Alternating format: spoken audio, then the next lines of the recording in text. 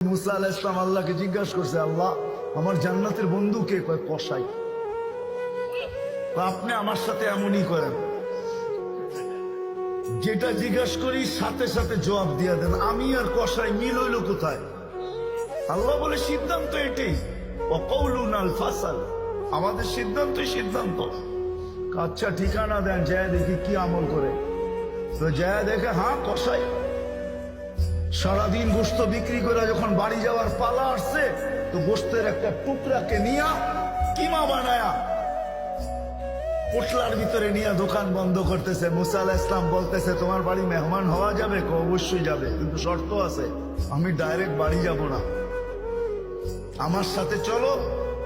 তো বলছে ঠিক আছে চললাম। যায় ঢুকছে এক ঝুপড়ির ভিতরে, খুব পরিপাটি সুন্দর।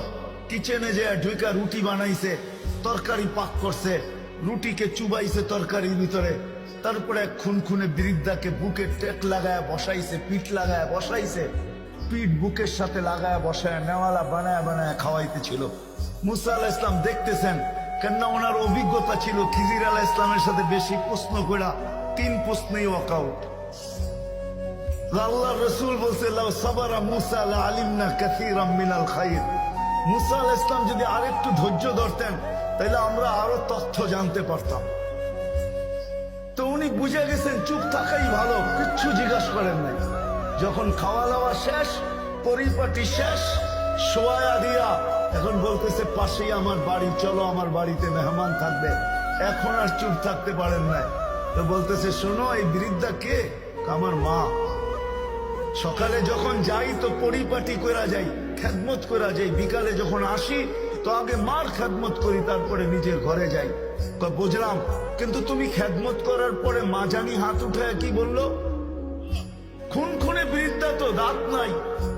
দূর, বাদ দাও পাগল মা।